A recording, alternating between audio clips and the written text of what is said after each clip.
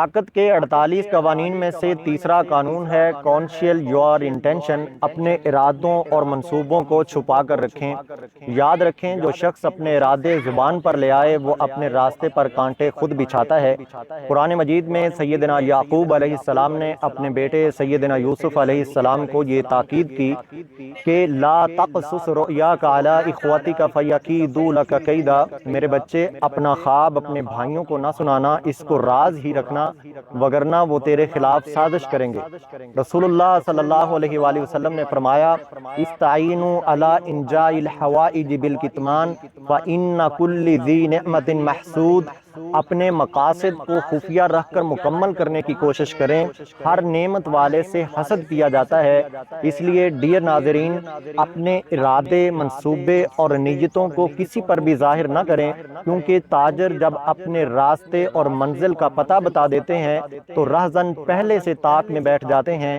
نبی کریم صلی اللہ علیہ وآلہ وسلم نے فتح مکہ کے عظیم الشان ارادے کو انتہائی رازداری سے انجام دیا۔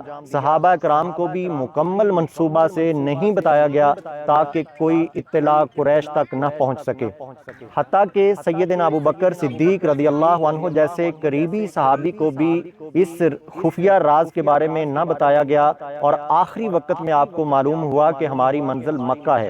اللہ کے رسول صلی اللہ علیہ وآلہ وسلم نے اپنا پورا پلان مکمل خفیہ رکھ کر مکہ میں داخل ہوئے اور بغیر خون بہائے فتح حاصل کی۔ یہی وہ رازداری ہے جسے قرآن مجید نے فتح مبین قرار دیا۔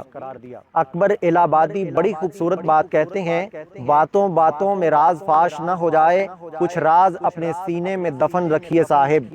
Harvard school of social behaviour کے مطابق ارادوں کو زبان پر لانے سے دماغ کو دھوکہ ملتا ہے کہ کام مکمل ہو چکا ہے، جس سے اس کام پر عمل درآمد کی قوت کم ہو جاتی ہے۔ تو اس لیے طاقت کا تیسرا قانون یہ ہے کہ اپنے ارادوں، اپنے منصوبوں اور پلانز کو مکمل خفیہ رکھا جائے جب تک کہ وہ ارادے یا آپ کی نیت یا آپ کا وہ منصوبہ، آپ کا وہ پلان جو ہے وہ مکمل نہ ہو جائے۔